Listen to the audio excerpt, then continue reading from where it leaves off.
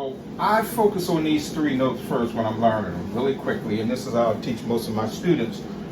What's in the middle, what's on the right, what's on the left, and I do the same thing with the three black notes. F is on the left, B is on the right, G is on the left of the middle of the three black notes, and A is on the right. And that's all your notes there, all right? Check that video out to give you a little more detail, but I just wanted to review that for you real quick.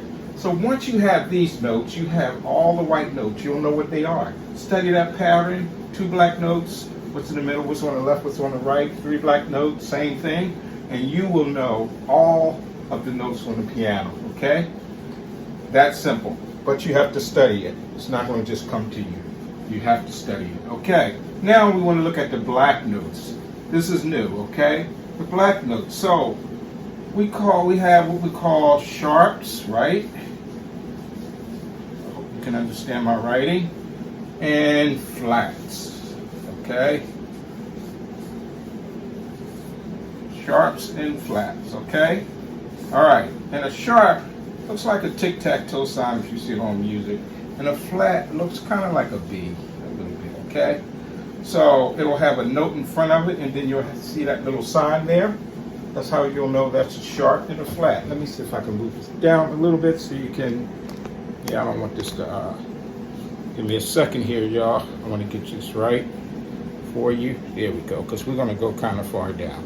All right, so flats and sharps. Sharp simply means that it goes up, okay? So if you're in the studio or somebody says, hey, you're a little sharp, you know what that means. That means you're singing a little too high, okay? I know you can't see my face, but don't worry about that right now. Just check out the board, all right? So sharp means to go up. Flat means, hey, you're singing too low, all right? So if I play the C sharp, and it goes right to the next note, okay? Not to the white note, but any note on the piano, okay? So the next note from C is going to be this here, the black note, and that's going to be called a C sharp, okay? Because it's the next note and it's going up. All right, let me say also, when you're looking at the piano notes get higher as we go this way, and they get lower as we go this way, okay?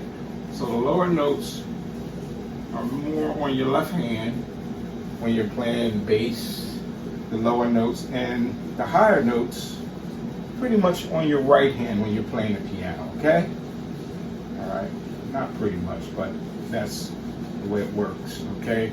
The higher you play with your right hand, the higher the notes are going to sound. Your left hand, you go lower, that's the lower the notes are going to get.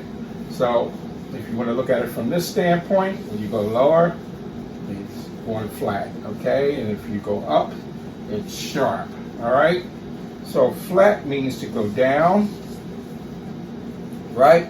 So if I looked at this E here and I went down to the next note, which would be this black key, that would be called an E flat, okay? Because I'm going down. Now if I went up from E to E, now there's no black note in between E and F and B and C, all right? However, we have something in music theory called enharmonic. So you may see something that says E sharp, and E sharp is basically an F, okay? Or you might see something that says C flat because it's going down, or B sharp if it's going up, because there's no black note in between it. And enharmonically, it's still the same note. It will sound the same, okay? All right, so we have sharps and flats. Sharp means to go higher or go up. Flat means to go lower.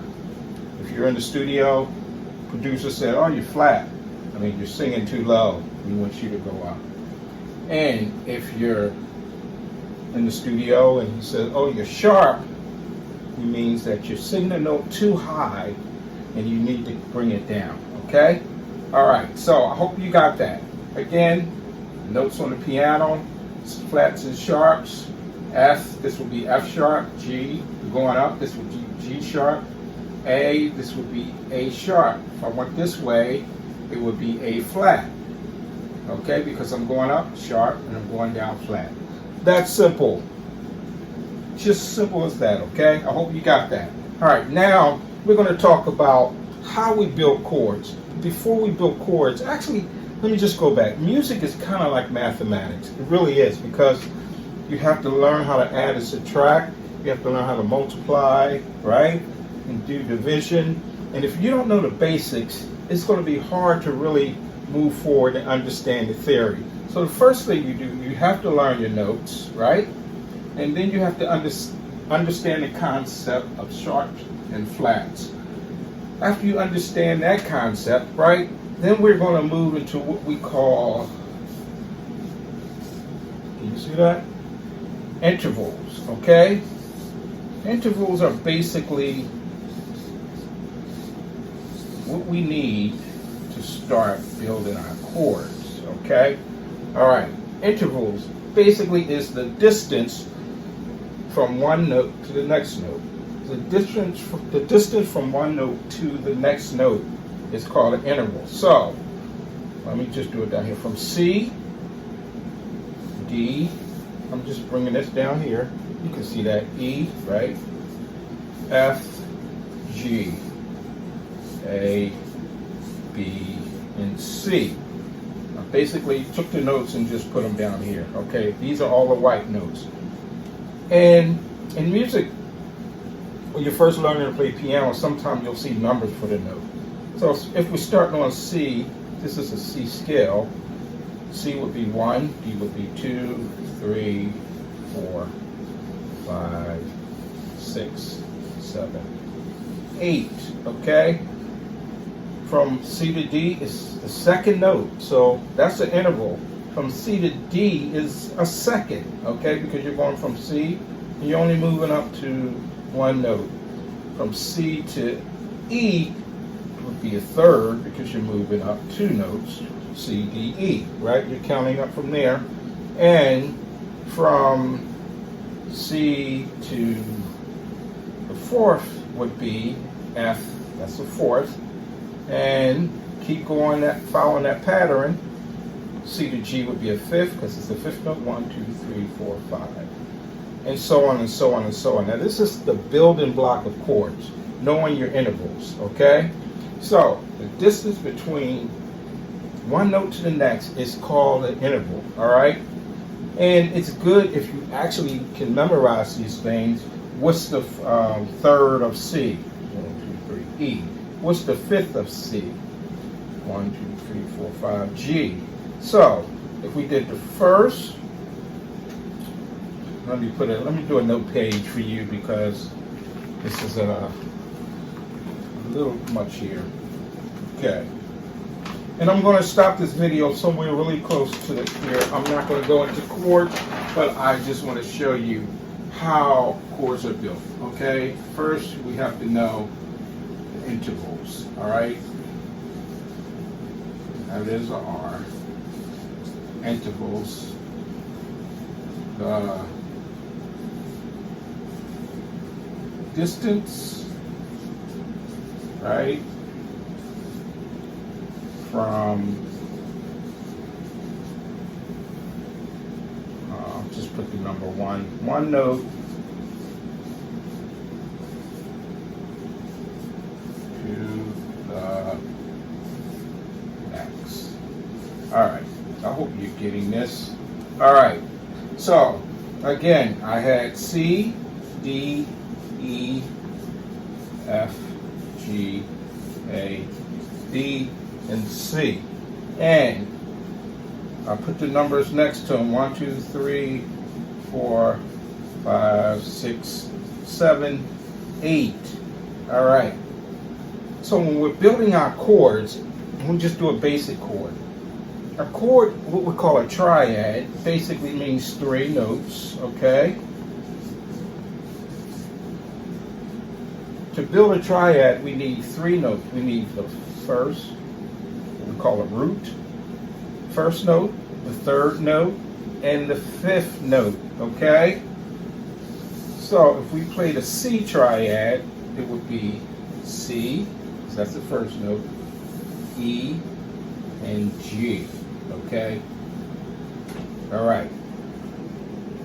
The distance between one note to the next is so important before we get into chords and different types of chords and how that works. You have to understand distance. Sometimes you'll see musicians playing on stage. Let me see if I can move this back up again so you can see me. And they'll be calling out numbers. And you know, people in the audience have no idea. So the guitar player will be playing, he'll do like that. So if they're playing in the key of C, and he go to 1, that means you play the 1 chord, C. If he does a 4, right, put up 4 fingers, he's telling you we're going to the 4th chord, so that would be 1, 2, 3, 4. What would that be? F, correct. That means you're going to go to an F chord. And if he said 1, then we're going to 4, and then we're going to 5, and then we're going back to 1.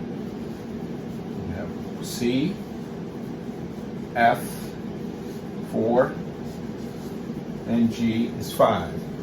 First of all, we have to understand the concept of how it works, and then we can start practicing those things and start building them up, okay? But that's it. The power of intervals. We're going to keep moving forward. I'll show you a little more of how these intervals, 1, 2, well, you can't see that, but intervals of building certain chords is going to help us understand how chords work. We'll get into chord progressions, and you're going to check out, I want you to check out my video on the effects of chords, because chords, just a different chord, a major chord, a minor chord, a diminished chord, there's different types of root chords, okay, what I call triads, all right, and we'll get more into that.